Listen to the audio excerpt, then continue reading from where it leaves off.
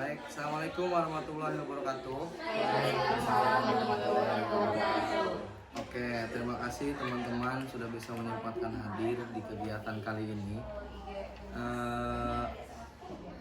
Tentunya mungkin kita sama-sama memulai acara ini dengan mengucap basmalah. Sebelum melanjutkan, alangkah lebih baik kita berdoa terlebih dahulu. Silakan satu orang untuk memimpin doa.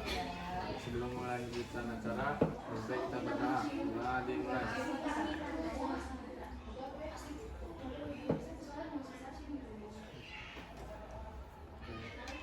Selesai. Selanjutnya,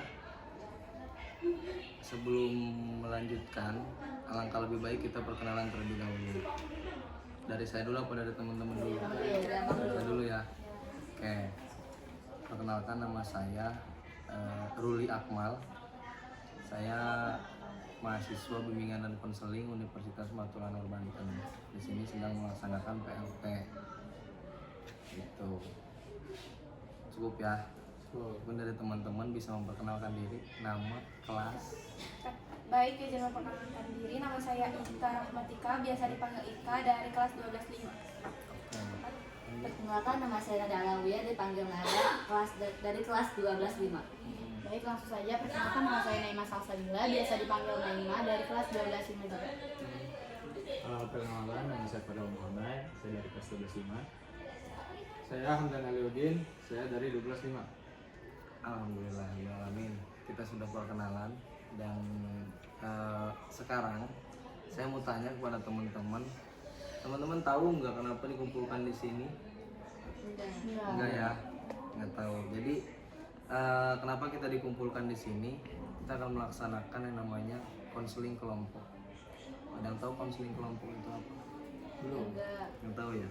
Jadi konseling kelompok itu suatu layanan yang diberikan kepada kelompok.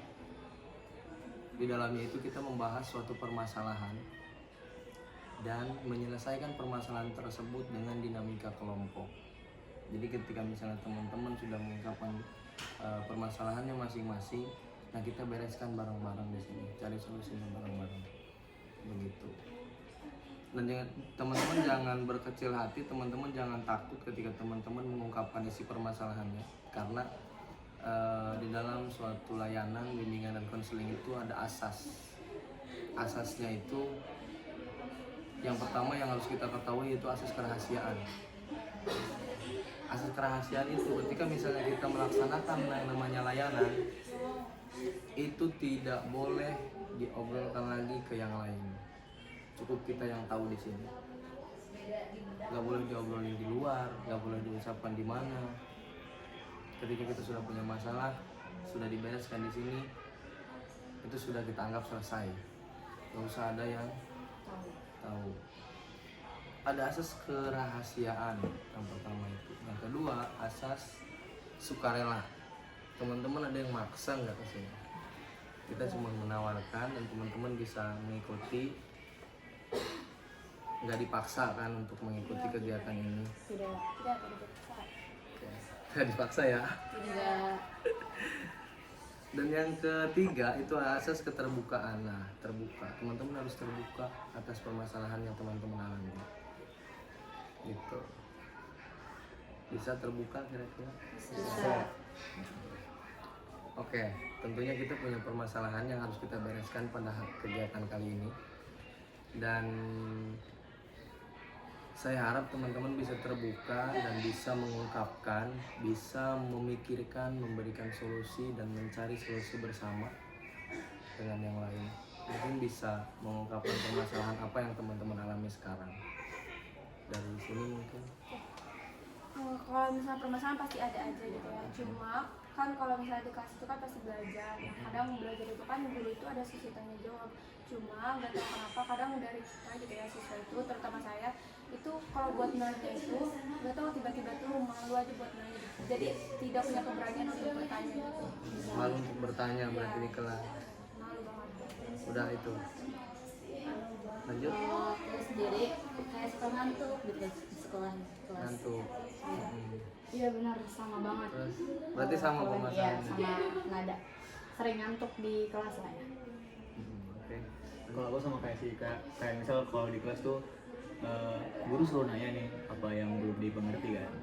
Kan ada gitu yang masih ngeganjel di otak. Cuma kayak mau nanya tapi kayak mikir lagi, malu gitu, kayak takut dikira kenapa gitu. Padahal udah dijelasin kan, kayak gitu sih. Nah, kalau saya itu ketika belajar tuh kayak ada rasa malasnya gitu. Jadi kalau gurunya bosan, saya juga malas jadi belajarnya gitu. Malas ya? Malas. Malas belajar. Oke, berarti permasalahannya sekarang kita permasalahan di dalam kelas. Ketika kita proses pembelajaran. Kita sepakati nih sama teman-teman nih, apa yang harus kita bahas pada permasalahan. Gak mungkin dong kita bahas semuanya. Satu aja. Apa yang kita bahas? Permasalahan mengantuk kah? Ngantuk. Ya, Mengantuk. Sepakat? itu semuanya pasti pernah Sepakat. ngalamin. Iya. Oke. Sekarang kita bahas permasalahan mengantuk. Menurut teman-teman, ada solusi apa ketika misalnya kita mengantuk ketika di kelas? Apa sih permasalahannya dan apa solusinya? Biasanya masalah intinya tuh dari malamnya sih ya, kita suka begadang gitu, jadi besok paginya tuh kita merasa kurang tidur gitu. Itu sih Berarti solusinya nggak boleh kurang begadang. nggak boleh begadang. Ada lagi kira-kira? Nah, gini, kalau misalnya ada ngantuk berarti kan ada akibatnya. Tadi mungkin salah satunya dari begadang. Kalau misalnya mungkin di kelas itu kadang panas, jadi apalagi siang tuh ya. Pokoknya dari jam sebelum zuhur, habis zuhur itu pasti ngantuk. Kenapa? Karena situasi di kelas itu panas yang pertama, terus siang-siang jadi tuh ke otak tuh agak gimana gitu. Mungkin asik. Suasana Iya, berarti ya. suasana mempengaruhi Suasana pembelajaran mempengaruhi. tadi. Ada lagi? Sama paling dari gurunya mengajar kan, mungkin pembawaannya agak sedikit boring. Mungkin ada yang harus tambahin kayak musik, kayak misalnya briefing atau apa gitu, supaya dari murid-muridnya juga ikut terbawa suasana gitu. Iya. Ada lagi? Terlalu banyak makan. Terlalu banyak makan. Bisa jadi tuh. Boleh? Coba ada. Istirahat juga kan. Apa aja. Itu aja sih paling yang paling sering dalami gitu. Ya, soalnya kadang materi yang dikasih itu kebanyakan materi kan, jadi kitanya tuh kayak ngedengerin, jadi ngantuk kayak Iya. didongengin aja gitu. Oke. Nah, di sini sudah kita ketahui permasalahannya apa dan coba teman-teman, siapa tadi yang mengantuk di kelas 1, 2, coba teman-teman lakukan dulu tuh langkah-langkah seperti itu tuh yang memang tadi sudah dijelaskan, saran dari teman-teman yang lain tuh dilakukan terlebih dahulu. Dicoba aja dulu, misalnya teman-teman harus mengurangi begadang, berarti kan kembali ke pola hidup ya. Pola hidup, karena nggak baik juga ketika kita begadang kan. Terus tadi mungkin bisa mengajukan kepada guru terkait pembelajaran seperti apa. Kira-kira itu sih sebetulnya. Jadi begitulah salah satunya. Nah, ini permasalahan yang baru kita bahas ini mengantuk. Tapi nanti banyak permasalahan-permasalahan yang akan kita bahas lagi ke depannya gitu. Pada kesempatan kali ini kita membahas itu dulu. Mengantuk. Karena kita juga pasti akan banyak waktu untuk membahas kegiatan-kegiatan yang lain, permasalahan-permasalahan yang lain memang harus kita selesaikan gitu. Gimana kira-kira? Bisa mencobanya dulu nggak? Bisa ya. Sarannya tuh kan banyak tuh dari teman-teman, terus itu hanya saran sebetulnya. Tapi yang melaksanakan kan kita sendiri. Kita coba aja dulu. Tapi kalau misalnya kita nggak bisa kayak gitu, cari lagi nanti solusinya, kita bareng-bareng lagi gitu. Cari solusi lagi. Oke, untuk membahas permasalahan mungkin segitu. Tapi saya ingin bertanya kepada teman-teman, apa sih kegiatan ini tuh kayak gimana sih menurut teman-teman, kegiatan layanan konseling ini Terbuka antara satu sama lain sih ya. terbuka satu sama lain. Oke, terus baik Saling bantu sudah. menurut teman-teman bagus nggak sih kegiatan-kegiatan itu? Bagus, karena kalau misalnya ada konseling itu kita bisa tahu kan permasalahan di kelas itu apa, jadi permasalahan yang di kelas itu bisa diatasi dengan ini, jadi berdiskusi lah. Jadi kita ada media untuk ngobrol Ya, menyalurkan apa yang jadi keluh kesah. Oke. Sekarang kesan dan pesan kita senang nih mengikuti kegiatan ini dan semoga ini misalnya bisa berlanjut lagi. Seneng sih ya bisa nemuin solusi gitu.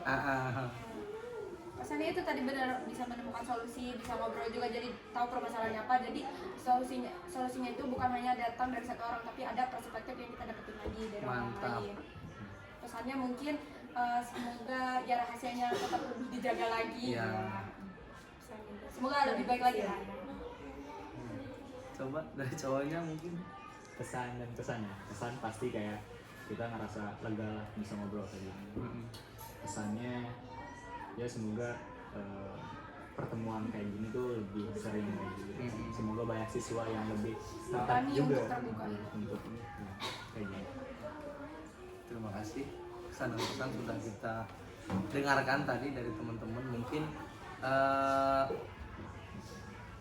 bisa kita cukupkan saja dulu, nanti kita atur lagi jadwal untuk kegiatan selanjutnya, entah itu nanti di minggu depan atau mungkin bulan depan.